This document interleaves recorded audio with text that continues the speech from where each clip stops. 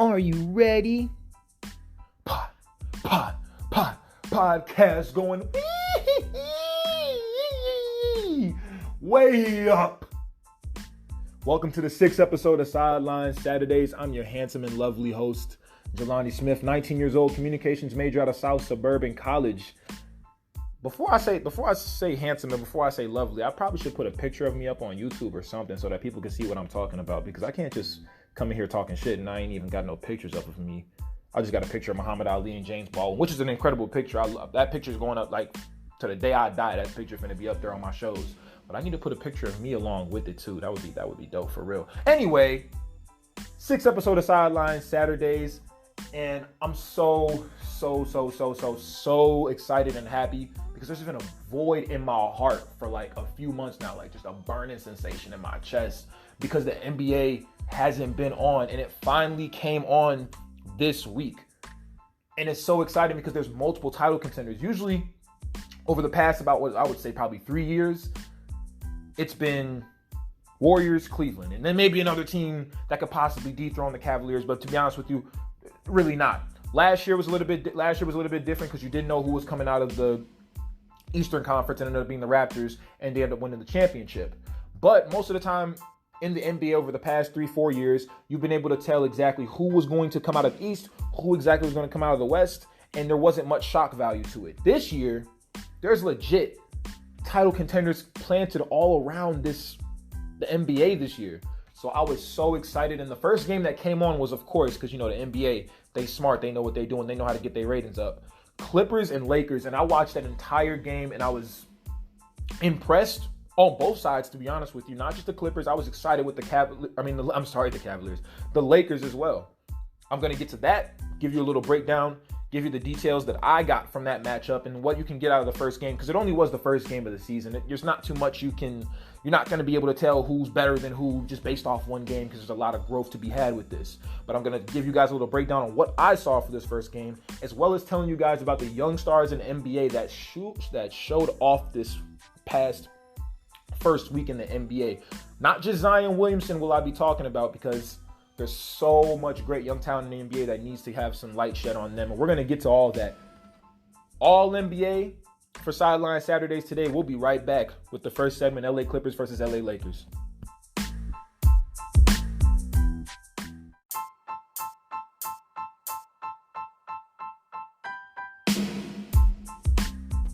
Okay, so let's jump right into this. First off, that was YBN Cordae, Lost and Found, off his first ever studio album, The Lost Boy. If you guys have not checked that out, I think I said it on my second podcast, and I think I said it on my third, but I'm finna promote the hell out of YBN Cordae if I can. Go check out The Lost Boy. It's literally one of the best rap albums of 2019. I really enjoyed it, and he's part of the future of hip-hop. For real, he's part of the future of hip-hop. He's a great lyricist, and he has great instrumentals to go along with the flow and the beats on his album. If you guys check that out, you will not be disappointed with The Lost Boy. But let's jump right into it. So, the LA Clippers versus the LA Lakers. Well, really anticipated matchup. Even though it was just the first game of the season, there's a lot of moving parts involved in this whole thing. You got LeBron James coming in with Anthony Davis, Danny Green, Dwight Howard on the team now. You got a bunch of different guys who have been acquired by the LA Lakers. Of course, I didn't name a few of them, but there's more. The Clippers came in a little bit of a different unit now, being spearheaded by Paul George, Kawhi Leonard, along with the bench that they already had, and the starters that they already had. I think they're missing Danilo Gallinari now, but they kept Patrick Beverley. Lou Williams is still on the team. Montrezl Harrell. You got Zubac on the team now, along with a slew of pretty much the same players that they had from last year that went up against the Warriors in the first round. And this is the narrative on ESPN, on FS1 is, who is the king of LA? LeBron or Kawhi? Let's get this out of the way first. In my humble opinion, LeBron James isn't the best player in basketball. Is lightning going to strike down on me? Am I going to get Batista bombed right now? Is Anchor going to take down my podcast? I swear, because I'm scared at this point. If you say anything to that effect about LeBron James, there are a swarm of people who are going to get on you. But what do you mean LeBron James isn't the best basketball player in the world? To me, LeBron James hasn't been the best basketball player in the world for quite some time. And everyone's acting like this is some sort of scientific breakthrough. Like it's not rocket science, guys. Kawhi outplayed LeBron. It's as if everyone got together at a secret meeting and decided to erase the memory of Kevin Durant outplaying LeBron in back-to-back finals. Does anybody remember that, or are we just going to act like that doesn't exist? So now when Kawhi Leonard outplays LeBron in the first game of the season, everybody's talking. Now I hear everybody saying Kawhi is just a better player than LeBron. Oh, Kawhi is better defensively, and all of a sudden now they're looking at LeBron. He doesn't have the killer instinct, and he didn't shoot the ball well, and Kawhi shut him down and neutralized him. The fact of the matter is this. I've been saying since probably close to about 2016, 2017, around that time, I'd probably say LeBron James stopped being the best basketball player in the world. Kevin Durant took over that spot. Now, if you saw my first episode of Sideline Saturdays, you would have saw that I put Kawhi Leonard at number 1 best basketball player in the world right now. I think Stephen Curry was number 2, LeBron was number 3, Giannis was number 4, I had James Harden number 5. But I had the little asterisk point where I said if Kevin Durant was healthy, he'd be my number 1 player on the list, above Kawhi Leonard. So I've been thinking for some time now that Kawhi Leonard and Kevin Durant are better than LeBron James. At his own position, there are 2 players better than better than LeBron James. And the thing that I always bring in, and I'll tie more points into this as well, but the one big point that I want to bring up, LeBron can't consistently defend on the perimeter like a Kawhi, like a KD, or Giannis anymore. He cannot do that. Now, I've heard people say, well, LeBron is 34 going on 35, so of course he can't defend consistently anymore. Exactly. That's true. But that doesn't mean we just give him a pass for poor defensive effort. He has not been the same defensive player, and he hasn't been the same level of defensive player that Kawhi has shown to be, that KD has shown to be over the past few years, and that Giannis has shown to be, especially last year, being a candidate for Defensive Player of the Year that he was. I'm not in the business of making excuses for people. LeBron is 34, 35, yes, but that's just what that is. That's it. Then that just means he can't be a part of the best player he can't be in contention for number 1 best player in the world anymore. That's all that means. I'm not in the business of making excuses for somebody who's just aging a little bit. Because at the end of the day, nobody has made excuses for Kevin Durant or Kawhi Leonard when they've been injured, or their team hasn't been as good, or certain things happen to them. Nobody's made excuses for them. Not one person. When Kevin Durant has a slew of injuries going on in OKC, nobody made excuses for him. Nobody made excuses for Kawhi Leonard when he went down with an injury against the Warriors in the Western Conference Finals in 2017. So I'm not going to make one for LeBron. At the end of the day, he is getting older, yes, and he can still contribute at an elite level on the offensive end. But on the defensive end, it's just not there. And these guys, and Kawhi Leonard, Kevin Durant essentially, can give a great offensive impact while giving a great defensive impact. And I think when you're talking about best player in the world, you got to be able to play both sides of the ball. Or unless your offensive impact is so amazing that I can look away from that. But I don't think that I can do that with LeBron James anymore. Now, with that being said, ESPN, y'all got to calm down. Eat a Snickers or something, please. LeBron James is an icon and still one of the best in the world. Like I said, I had him at number 3 on my list of best players in the world coming into the season, and I still think that. So, him having an off night in the first game of the season with a new roster means absolutely, positively, 100% nothing to me. LeBron is going to average at least 25 points, 7 rebounds, 7 assists this season, and that's just about guaranteed because that's his averages for his career pretty much, or a little bit above that. He just put up 32, 10, and 7 last night in a winning effort against the Jazz.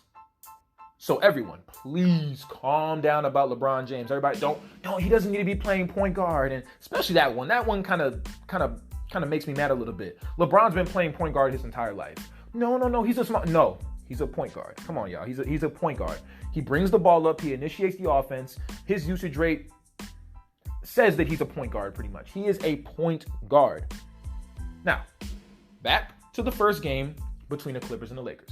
I'm not tripping over one game between two teams that still have a lot to improve on in terms of chemistry and role acceptance. I just want to point out some things in the game that, like, throughout the season, I think they're going to show up still. But there are some things, like I said, with the chemistry and with role acceptance and just with pure rustiness that the first game is going to show. As the season progresses, when 82 games passes, and when these two teams possibly meet each other in the playoffs or get into the playoffs, and one of them, I feel like at least one of them is going to get into the Western Conference Finals. One of them. Watch out for Houston. I'll talk about them, might talk about them a little bit more extensively later on the show. Watch out for them. But I think Lakers or Clippers, one of these two teams, maybe even both of them, will be in the conference finals when it's all said and done. I will say this. I need to bring this up right now since the beginning of the season is right now.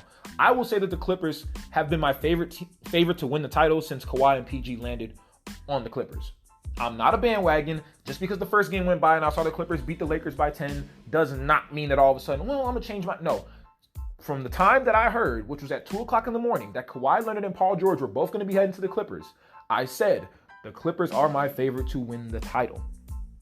Now, let me explain why I think that is. They have 3 incredible shot creators in Kawhi, PG, and Lou Williams.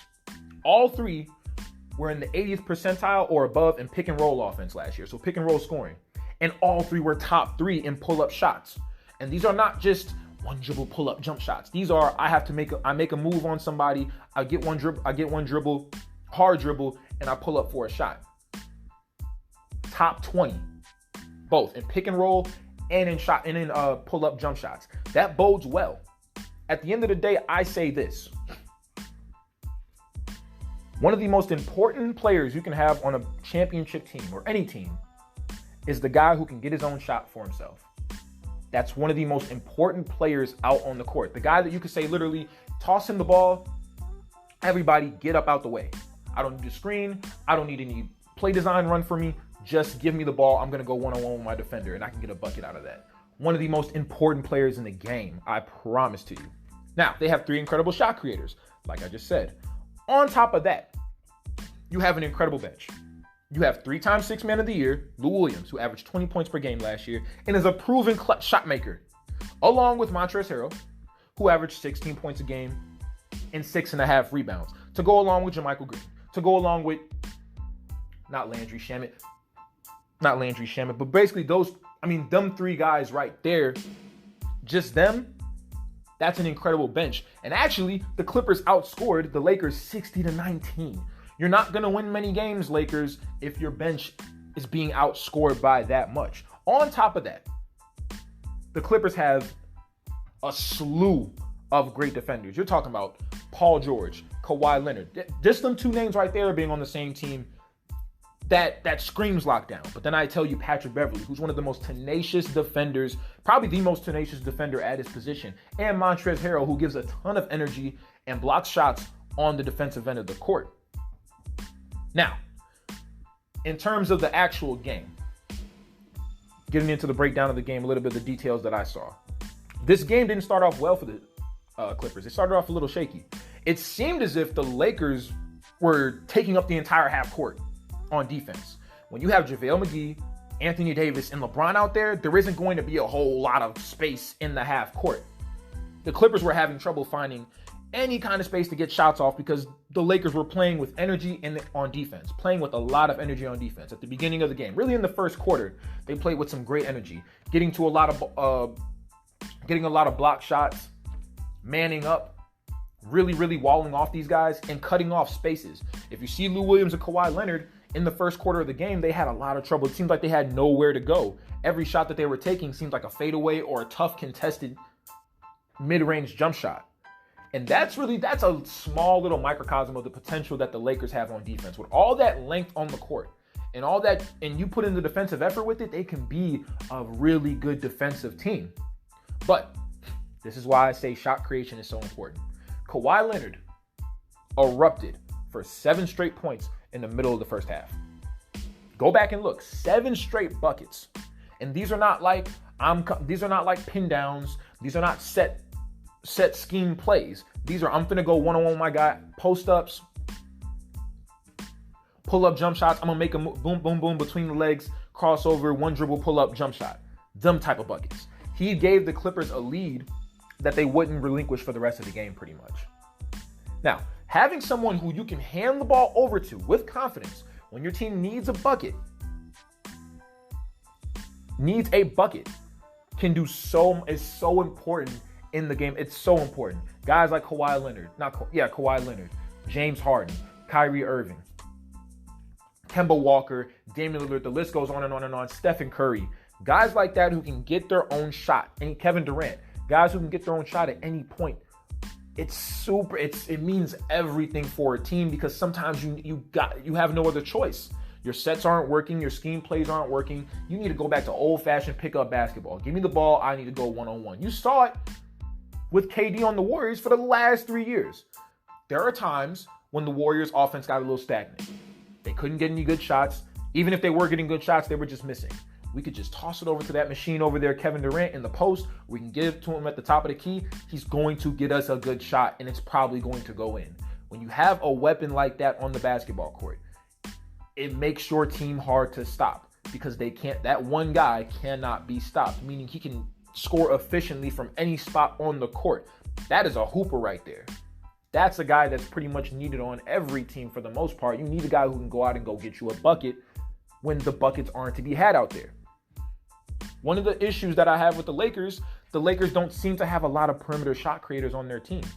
Matter of fact, LeBron James is the only one in that showed in this game. PG wasn't even on the court. Kyle Kuzma was not on the court either for the Lakers. Kyle Kuzma, I do not consider a perimeter shot creator. Danny Green, Avery Bradley, Rajon Rondo, Quinn Cook, very good players, not perimeter shot creators. Anthony Davis can go down and get his own shot, but it's different. I think he's going to be working out a lot out of the post this year. From these 2 games that I saw, he's been bullying people. Like, it looks like he got stronger, and he's intent on getting to the rim. But in terms of perimeter shot creators, it's just LeBron. And if you think about it, go over the past few years pretty much. Every championship team LeBron James has been on has had another elite shot creator by his side. He's had another elite shot creator by his side, a la Kyrie Irving or Dwayne Wade. The Lakers had trouble getting the ball in the basket. They actually shot 43.5% from the field for this game. That's why they wanted Kyrie Irving in the offseason. That's why they wanted Kemba Walker in the offseason. That's why they wanted Kawhi Leonard in the offseason. Because they realized that we got a great team around us. We got a lot. We got shooting on the court. We got a lot of defense. We got our initiators in LeBron and Rondo and AD and LeBron, who can score the ball at 25 points to 30 points a game. But we don't have a guy who can just get us that bucket when we desperately need a bucket. We only got one of those. You need multiple most of the time on a lot of these teams. And that's why I like the Clippers. Also, give a ton of credit to the Clippers' tenacious defense. I mean, he's got, like I said, Patrick Beverley, Kawhi Leonard, PG, Montrezl Harrell, JaMychal Green. These guys, Landry Shamet is no joke on defense. These guys are tenacious on defense, and they're going to be all year. They're going to be one of, if not the best defensive team in the NBA. Which brings me to my next point.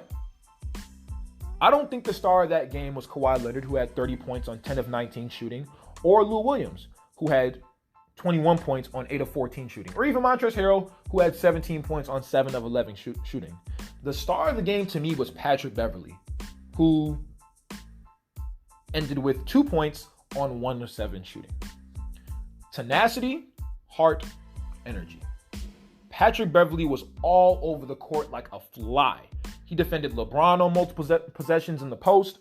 He fought for a jump ball with Anthony Davis and was poking the ball away from both LeBron and Quinn Cook, which disrupts the offense's flow, which disrupts a lot of their setups, it disrupts their sets that they want to get into. It wastes shot clock time. He's one of the best glue guys in the NBA, and that, once again, you need a glue guy on your team. A glue guy, to me, is a player who does all the little things in the game to make your team successful. He takes charges. He dives for loose balls. He plays tough defense. He sets solid screens. Boxes out on every shot. Cheers for his teammates. Every championship team has a glue guy. Some have multiple. If you think about the Warriors and their championship run, or even the Warriors now, Draymond Green. But before that, Draymond Green and Andre Iguodala were the glue guys for that team. When you think about Miami, you think about Shane Battier. He was a glue guy for that team. When you think about the Cavaliers winning that championship in 2015, 2016, Matthew Dellavedova. If you go back even farther, you talk about Ben Wallace. Actually, another glue guy who's one of the best of all time, Tim Duncan. He was a glue guy. Kawhi Leonard is a glue guy, which is another reason why I love Kawhi Leonard, because not only is he a superstar, he's actually one of the only players in NBA history that can merge being a superstar and a glue guy. That's what makes him so valuable to me. Same thing for Tim Duncan. Michael Jordan in his day was a glue guy. There were multiple glue guys on the Bulls, but he was one of them actually. If you go back to the Boston Celtics days from the 60s and 70s, who was the glue guy for that team? Bill Russell. Glue guys mean everything. You need a guy who's going to do all the little things in order to help your team win. The Lakers lacked energy in that first game. And that's one of the things that I want to take away from this game. Because the Clippers shot an incredible clip from the field. Let's be real. In the second half, if you watch the game, they shot incredible. I don't think that's going to happen a lot of times. AD and LeBron were off their game in the second half. That's not going to happen every night. They're going to get it together at some point. Anthony Davis played great in this first half. He ended up not shooting the ball well in the second half. It's the same thing for LeBron, and he seemed to be a little bit passive, which ESPN got on him about a little bit. But the thing that worries me about the Lakers most is their lack of energy in that game. It's the first game of the season against your rival, who everybody is thinking is the favorite to win the championship.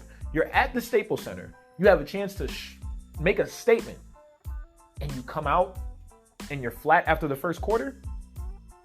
Their effort on defense was great in the first quarter, then all of a sudden it was just gone after that. Anthony Davis scares me a little bit, to be honest with you guys. He scares me a little bit because I watched throughout that game and I saw plenty of times where he could have blocked shots. He had a chance to pin it off the glass. He had a chance to swat it away into the third row, and he didn't do it. I saw a lack of effort from LeBron James. I saw a lack of effort from guys who you wouldn't expect to see a lack of effort from. And it just seemed like they were just flat overall. And as big and as lengthy as the Lakers are, they got out-rebounded 45-41. The Clippers grabbed 2 more offensive rebounds than the Lakers. That's positioning, that's effort, that's energy, that's heart. That's what concerns me most about the Lakers. It's not the fact that they don't even have shot creators. It wasn't the fact that they didn't shoot well in the fourth. Their 2 best players didn't shoot well in the fourth quarter. It's that energy. And you know who's going to bring energy every night? The Clippers. Because even before Kawhi Leonard and Paul George got on that team, they are gritty. You saw it in the first round against the Warriors. You saw how gritty they are. You saw that 31-point comeback. You saw them yelling consistently, cheering each other on. You saw that. That's important. That's an important part of the game that people will not talk about. And that's the thing that concerned me the most. All the 50-50 balls, those were the Clippers, no doubt about it. And you knew at some point, you knew it was going to be the Clippers because the Lakers just weren't running anymore. And they kept losing loose balls. Like I said, the first quarter, the energy was great. And if the Lakers can get it together on the defensive end, which, I mean, you got AD, you got Dwight Howard, you got JaVale McGee, you got Danny Green, you got Avery Bradley, you got Rondo, who's going to be coming back. There's enough defensive value there for your team to be able to come together and be able to pack lanes and close down the perimeters pretty well. So for the first game, for me to see them not come out the way that I felt like they should have come out, it was a little disappointing. Like I said, it's the first game though. So I would say that the 2 things that I take away most from this game are shot creation abilities and energy. Energy from both teams. Clearly the Clippers came out to play, and they looked impressive. Like I said, they shot 37% from 3, 52% matter of fact from the field. And they were hot in the second half, like hot, like hot grease hot in the second half. I'm not sure they're going to continue with that. Like I said, I'm not sure that LeBron James is going to shoot that bad in a game again this year. I don't think Anthony Davis is going to be that passive in the second half of games. So there's a lot of different variables out of this. But I think the reason that I have the Clippers on top as my favorite to win the NBA title this year, even over Houston, who I have not even talked about. Houston, they lost to the Bucks. They were up by 16.5. It was 66-50 they were up. They ended up losing the game by 6 points. Giannis Antetokounmpo had an incredible game. I saw a lot of things that I like out of Houston, but not enough, even from on a paper standpoint, or even from watching them play or what they could possibly be potential-wise. I don't think that they're going to be better than the Clippers. I don't think the Philadelphia 76ers, the Boston Celtics, the Milwaukee Bucks have enough of the same parts, don't have enough of those parts to be able to beat the Clippers in a 7-game series. Shot creation, defense, energy, tenacity. Those parts of the game the Clippers have locked down, and that's pretty much how you win championships, guys. This is the formula right here, as far as I know, for winning championships. So pretty much that's what I saw when I watch this Lakers and Clippers game. And of course, we're going to see what happens going over throughout the season. We're going to see exactly how this plays out, and including the playoffs, because both of these teams, one way or another, are going to be in the playoffs unless a bunch of injuries happen. God forbid that. But I'm really, really interested to see where these two teams go. But just as far as what I saw from this first game, what you could pick apart, this is what you'll see the whole season. This is what could bother this one team. This is what could bother the other team. These are the things right here that I just explained in this segment that going forward give me more confidence in the Clippers than I have in the Lakers. Now, that was my little breakdown on the Lakers-Clippers game. We'll be right back on Sideline Saturdays, and I'm going to be talking about some young stars in the NBA.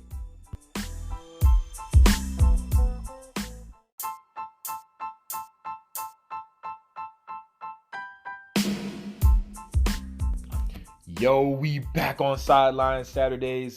Shout out to Outkast, one of the best hip-hop groups of all time with one of the best catalogs of any hip-hop group or any rapper in general, one of the best catalogs overall. I love all of their albums. But let's jump straight into it.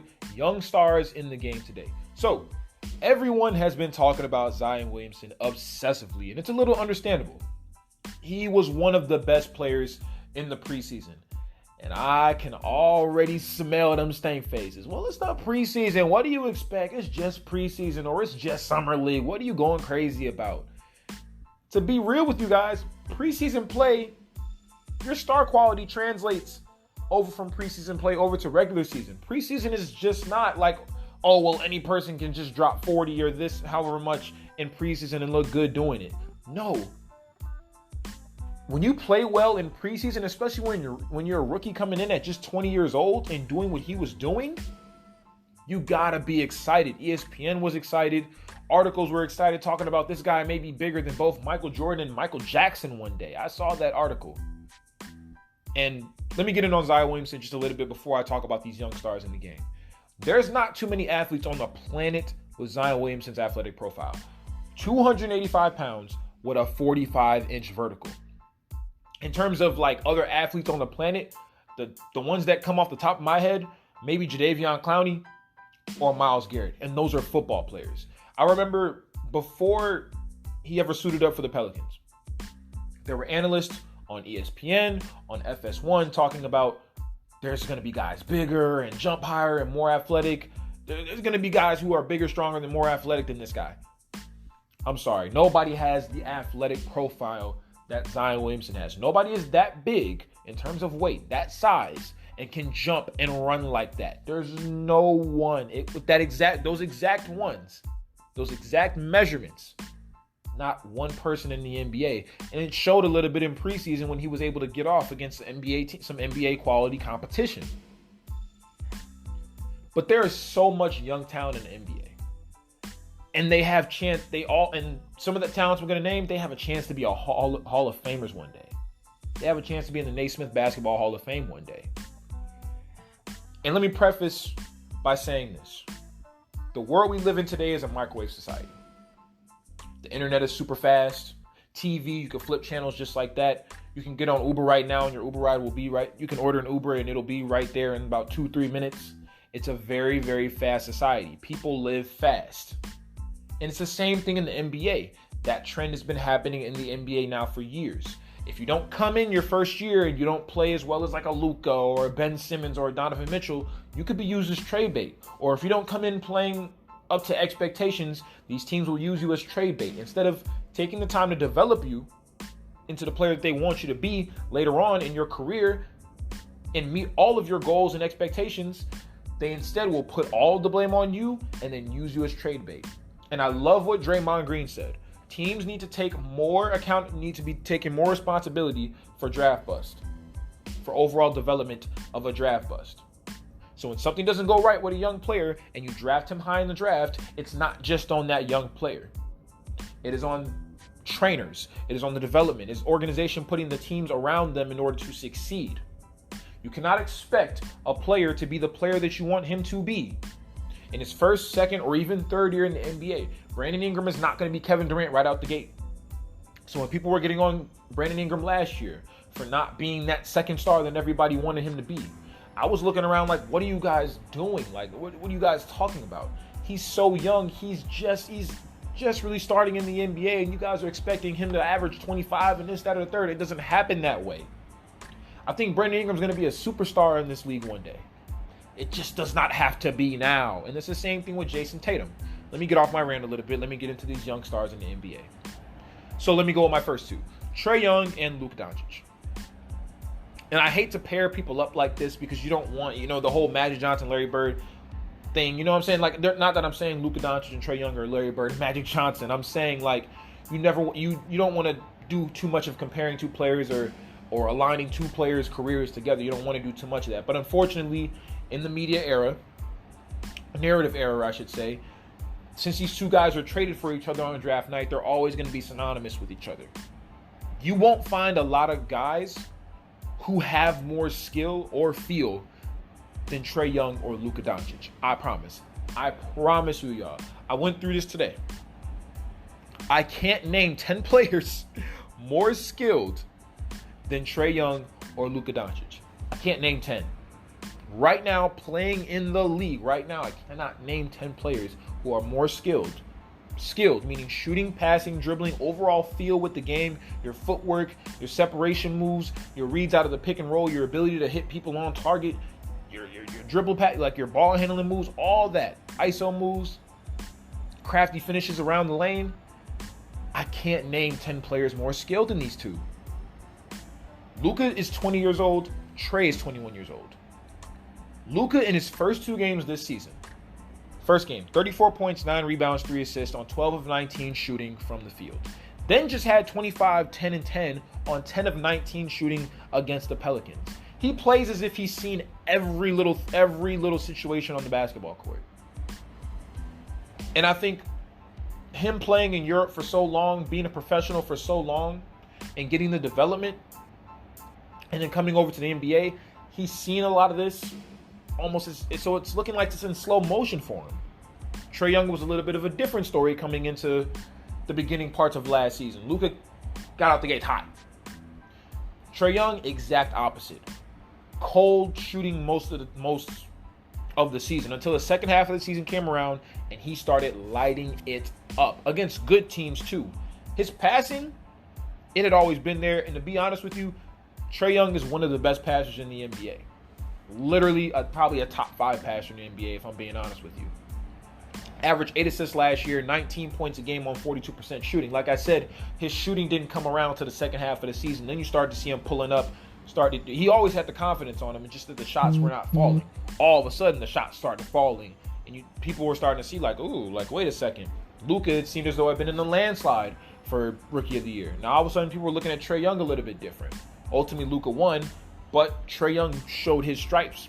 Now, Trae Young put on an MVP level stat line against the Pistons, finishing with 38 points, 7 rebounds, 9 assists in the first game this year for the Atlanta Hawks. Now, some of these shots, y'all, go check the game. Some of these were long-range bombs. I promise you, there was one possession where the Hawks got into their set super late.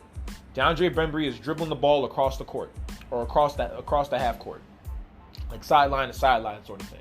He passes the ball back to Trae Young. Trae Young, I promise y'all, is standing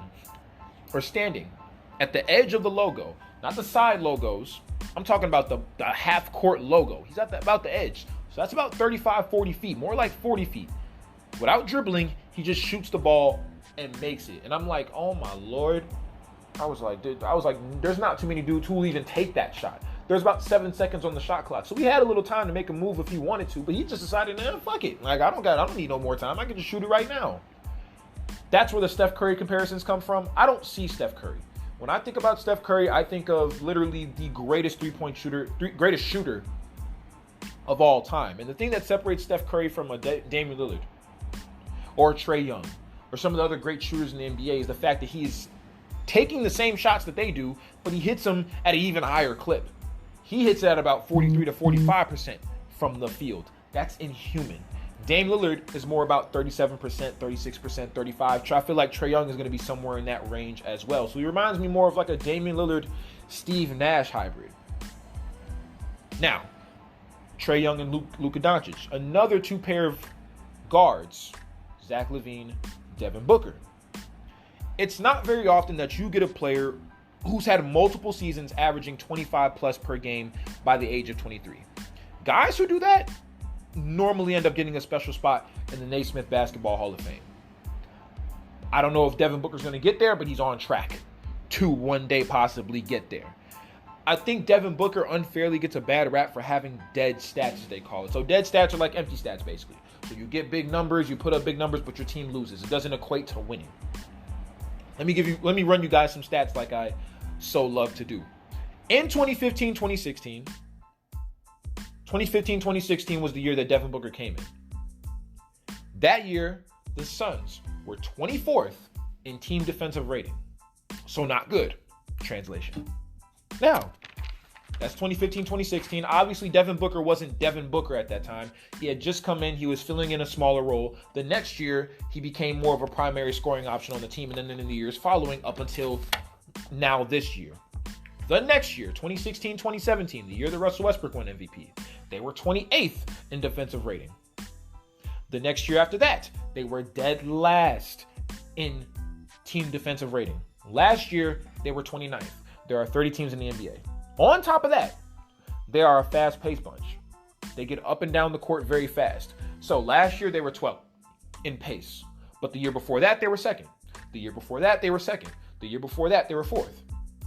If you combine bad defenders, because the Suns are not a good defending bunch, there's not, Scottie Pippen and Gary Payton aren't on the perimeter. When you combine bad defenders and fast pace, you get a group that gets fatigued, which leads to a ton of easy baskets for the other team. And I'm not saying Devin Booker is Michael Jordan on defense. He's not Scottie Pippen. He ain't Sidney Moncrief on defense. But I'm saying if you're gonna put a team around him, you cannot put a bunch of other bad defenders around him. Plus, on top of that, they don't score the ball all that efficiently either. They just jack up a lot of threes. They kind of play that very extreme new age of basketball where you're getting up and down the floor super fast, 7 seconds type of basketball, and you're putting up a lot of threes. And it doesn't work. You have to be good on the defensive end of the floor. A lot of teams try to be the Warriors, but they don't have the pieces that the Warriors have, nor do they play defense. That's been the Phoenix Suns' issue a lot of times. Now, it's the same thing with Zach LaVine and the Bulls. The Bulls were 25th last year in team defensive rating. The teams below them in defensive rating, the Knicks, the Wizards, the Hawks, the Suns, the Cavaliers. All these teams had a top 10 pick last year.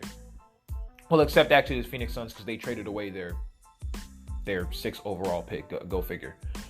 One thing about the Phoenix Suns as well, their GM, if you guys don't know how dysfunctional the Suns are, their GM actually ordered a bunch of goats into his office because he felt that having a bunch of goats around would give him the environment he needed in order to draft a GOAT. Just remember that. I just wanted to point that out to you. The Bulls aren't that much better either in terms of front office management as well. But I just wanted to pull that story out there just so you guys understand what Devin Booker is really dealing with here. A bunch of goats in the office because he felt that as if the goats were going, the sound of this was going to help him draft a GOAT. Just remember that. Now, Zach LaVine's potential screams at you when you watch him play. Lightning quick first step. Maybe the fastest first step in the NBA. For real. Maybe the fastest player in the NBA. If you ever watch that dude run, oh my goodness, man. He's fast. I mean, no respect to De'Aaron Fox, Russell Westbrook, Dennis Smith Jr., all those guys who run LeBron James, but oh my goodness, Zach LaVine is fast. On top of that, he's got a smooth jumper. Smooth shooting touch. He's got length, and he's got very rare athleticism in terms of jumping ability and speed. But I think his mindset needs to switch a little bit. People say that LaVine reminds them a lot of young Kobe. And on the surface, I can see it, but the mentalities differ. Kobe had that crazy aggression in him that pushed him above others. He wanted to go, he was going to score, and he was going to defend at a very high level. There's no excuse for LaVine not to be one of the best wing defenders considering his length and his athleticism. Same thing I say for Andrew Wiggins. There's no reason why you're not one of the best defenders on the wing considering the athleticism and length that you possess on the basketball court. And it's a mentality switch I think that needs to happen for him. I say the same thing about Jason Tatum. Jason Tatum needs to get more aggressive on offense. If he did that, he'd see a bigger jump in points and then ultimately helping Boston win. I feel as though Chicago needs a lot more help than just Zach LaVine putting up 25 shots a game. But I feel as though he needs to switch his mindset a little bit and put up a little bit more shots in order to get better results overall for himself and for the Bulls. I think he's got a lot to improve on, but he had 37 points on 13 of 23 shooting against the Grizzlies last night. And he's incredibly impressive. You guys got to watch him play if you ever can get a chance to see him play on national TV. Also watch for Kobe White as well. He reminds me a lot of Gilbert Arenas in terms of play style and aggression. Like, that dude, he really wants it, and he goes out there and he goes to get it. He's a little bit smaller, obviously, in terms of, weight and muscle than Gilbert Arenas is, but I see a lot of them same tendencies, the play style, and the overall just ability on the basketball court. He reminds me a lot of Agent Zero. You guys got to check him out. He's, however, I hope Zion gets back on the court soon, but he's up there for Rookie of the Year candidate. Let's move over to Donovan Mitchell of the Utah Jazz. And I love me some Donovan Mitchell. He's got a super mature game beyond his years in terms of crafty finishing and separation moves. Even you saw that in his first year. He was the number one scoring option on a team that was fourth or fifth in the West his first season in the league. Think about that, you guys. Had 32 points on 14 of 22 shooting from the field against OKC in the opener. Then he had 24 points on 7 of 15 shooting from the floor against the Lakers. Now, the D-Wade comparisons they're pretty accurate. And he's actually an underrated passer. You guys got to understand the difference between a willing passer and a great passer, or a good passer even. I think Carmelo Anthony's a good passer. He's just not all that willing to pass. He's only 23 years old, and just last year averaged 24 points per game on 43% shooting from the floor to go along with 4 rebounds and 4 assists. Now, I think efficiency-wise, he has to get better. But the Jazz had to get more shot creators around him. Remember I was talking about the Lakers and they need shot creators? I like the addition of Mike Conley onto the Utah Jazz, but I don't think it pushes them over the edge. I don't even think they're a title contender because in terms of shot creation, Mike Conley and Donovan Mitchell are not going to do enough for it. You have to have more guys who can do that. That's been the problem with the Utah Jazz. Before that, Donovan Mitchell was getting trapped. There are double teams, triple teams being thrown his way. And all you could do is just throw it out to these guys, and they're not a great three-point shooting team either. So for as great as they are defensively and the potential that they have to get more shot creators and guys who can overall put the ball in the bucket.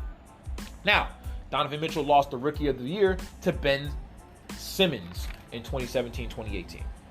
Ben Simmons, this one frustrates me. Supremely talented. It's actually scary how good and talented he is. Had 24 points, 8 rebounds, 9 assists in the opener against Boston, right? Shot the ball 16 times. In Game 7 against the Raptors last year, he shot the ball 5 times in 42 minutes. He's damn near 7 feet, 230 pounds. Brett Brown, you were telling me he shot the ball 5 times. And overall, for his first 2 seasons in the league, field goal attempts wise, he averages about 12 field goals a game. So you're telling me a dude who's damn near 7 feet, 230 is shooting the ball 12 times a game. Everybody is saying he needs a jump shot. He needs a jump shot. Oh, if he gets a jump shot, he'll be incredible. No, he doesn't need a jump shot to be real with you. He just needs to get more aggressive. Just run to the basket and go shoot the ball. It's not even about getting a 3-point jump shot. Why would you need a 3-point jump shot when you're not even running into the lane and shooting as many times as you can? He could be about as close to Giannis Antetokounmpo as it's gonna get if he just runs in and gets a little bit more aggressive. Not only are you gonna create more shots for yourself, but you're also going to be more efficient towards your teammates too, who you can kick it out to in those situations. So before you guys tell me anything about a jump shot with Ben Simmons, a 3-point jump shot, can he just run in the lane and go do more layups, flip shots, hooks, dunk on people a little bit more? When he starts doing that, then we could talk a little bit. No, even before then we get a 3-point shot. Let's get a post game too. Let's get us a little turnaround, a little fadeaway that's consistent as well. And I've seen him working on that in the offseason. I hope he gets that more of that as well. Let me move on to Karl-Anthony Towns, another guy who I think could be in Hall of Famer one day and is a star in this league already, to be honest with you. Just 23 years old. Just remember that, guys. Just 2 years ago, everybody was clowning him in the playoffs against the Rockets because he was playing soft. He was 21 at the time. People act like he's 32 years old on the verge of retiring or the end of his prime or something like that. He's just 21 years old, and he was averaging 25 and 12. Come on, y'all. You gotta give these guys a little bit of time. Now, over the first first 2 seasons of his career, he's been an all-star. Just at the age of 23, already been an all-star 2 times. And he hasn't put up less than 20 and 12 since his second year in the league. Over the first 2 games this season, he's averaging 36.5 points and 14.5 rebounds. Now, it's only 2 games. I get it. I understand I get what you guys are getting at. But he looks like a man on a mission to me, those first 2 games. And if he gets his defensive skills to catch up to what he can do on offense, because on offense, he's one of the best big men, 3-point shooters in the game. He's got a great post game. He can bully people. He's got a great hook shot. He's got a great jumper from the mid-range as well. He's got overall great shooting touch and great post moves. So if his defensive skills can catch up at least a little bit to what he can do on offense, he might just be the best big in the league, bar none. Now, last but not least, for my young players in the NBA who need to be talked about more, because there's such great talent in the NBA, Kristaps Porzingis has not played in quite some time. He's gotten in on the preseason. He's played these first 2 games for Dallas. I don't know if I believe that whole idea of Max Kellerman saying that Kristaps Porzingis has the potential to be the best player in the world. I don't know about all that, but he's one of the rarest players in the NBA today. You're talking about a rim-protecting long-range sniper. And just between him and Luka, they have a chance to be a playoff team. Just like I think with Trae Young and his genius on the basketball court and his skills, he has the ability to put the Hawks in the playoffs along with what DeAndre Hunter, Cam Reddish, John Collins, who is supremely underrated, can do on the basketball court. Luka Doncic, Tim Hardaway, Kristaps Porzingis. If Kristaps Porzingis is out there and he's healthy, it's going to be an incredible combination, and they just might make the playoffs and slip in there. Kristaps Porzingis has incredible ability. He's been hurt. And I say the same thing about Bobo, who now plays on the Denver Nuggets. I don't trust players who are super tall like that, but thin in the legs. Guys that are like, 7'2", 220, 230. I can't trust that because there's going to be a lot of ankle problems, knee problems. You're talking about you're banging with a bunch of dudes on the low block who are 250, 260, 270, some of them are. And you're 220, spinally in the legs, 7'2" and 7 foot and up. It spells leg injuries.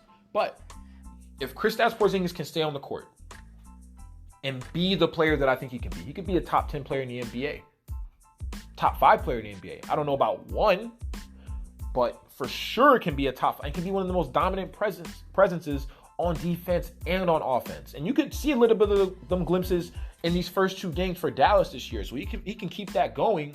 He's going to be incredible. Now, that finishes the 6th episode of Sideline Saturdays. I'm your host, Jelani Smith. It's been great talking to you guys about the NBA. Go follow me on YouTube. Go subscribe to me on YouTube. Go follow me on Twitter. Sideline Saturdays, capital S on Sideline, capital S on Saturdays. I will see you guys next week.